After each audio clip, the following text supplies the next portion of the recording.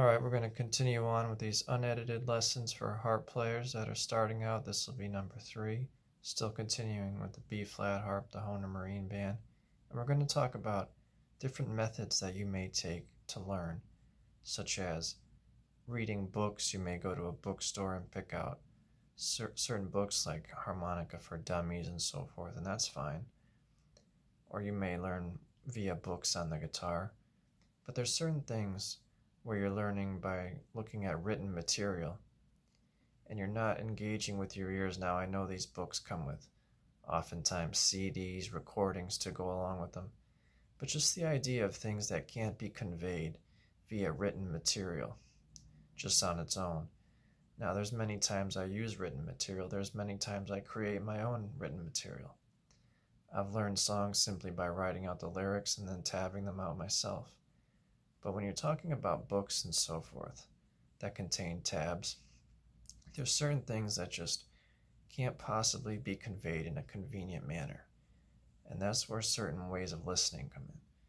Certain things such as your overall sound that you have, your individual sound, or the sound you're imitating via the books, the author, so to speak, they can't really convey to you their sound, their tone.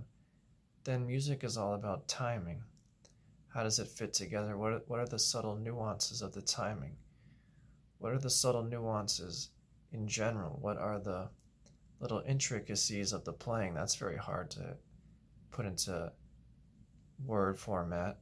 And even if you were to put timing in word format, you can. It may be more confusing than it needs to be. Certain things such as subtle inflections that aren't, say you're doing a little slight bend on the guitar, but it's not a real pronounced bend. It's much easier to listen to that bend, to get it in your head, than try to find some kind of notation version of it. So on the subject of tone, there are certain things you can do instantly to improve your tone on the harp. Now we're talking about certain low harps today, and when you think of the low harps, you may think of B flat, you may think of A, and you may think of G. Those are some that spring to mind. And when we're playing cross harp, I'm going to show you something in this video that you can do instantly to improve that aspect to your playing. So let me give you an example of the weakness of a beginner. And they're on their B flat, and they're going to get a bad sound. I'm going to show you the bad sound in the B flat. And I'm going to diagnose what is causing it to be a bad sound. So on hole 1. See, it's a percussive thin, it's not a full sound. Because I'm making that kind of shape. My tongue is right up front poking.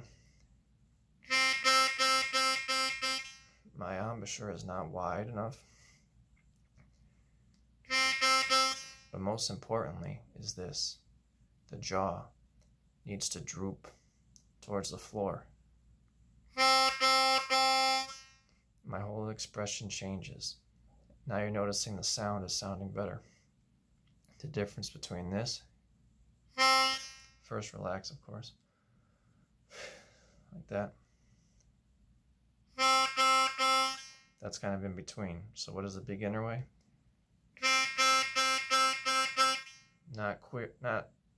It's not clear. Oh, it's not what I was going to say either. It's not clear. As soon as you drop the jaw, you start achieving the sound that you want.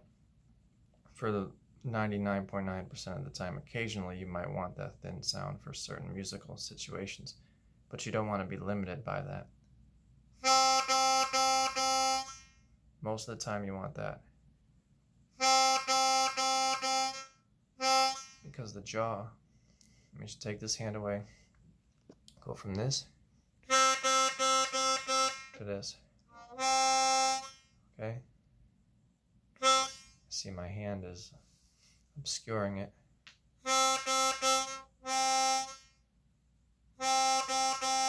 It's obscuring the lighting, but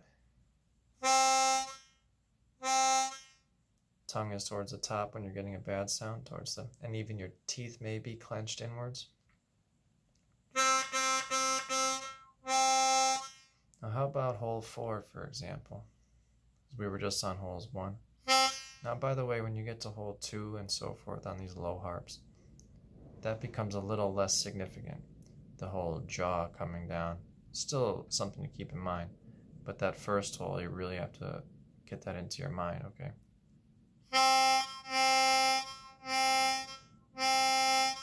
Now for hole 4 and so forth, we were just talking about the low holes on low harps. Talk about hole 4, for example. Well, there's something to think about with that as well, that there's distinctions between the approach you take to getting vibrato now. So there's your throat, which acts as a chamber. So when you want a good tone, you don't want a very small overall mouth apparatus. You don't want it to be very small. You want to kind of enlarge it. And there's kind of 2 distinct ways of achieving a vibrato when we're talking about hole 4. You might have your throat, and you might have the stomach, kind of diaphragm. You say singers sing from down below. So a lot of times you may go for this stomach approach. But honestly, a lot of the times, your throat can give you the sound that you need. So you have to work on that. And this has been part 3 on Harmonica Beginner Playlist. See you in the next section.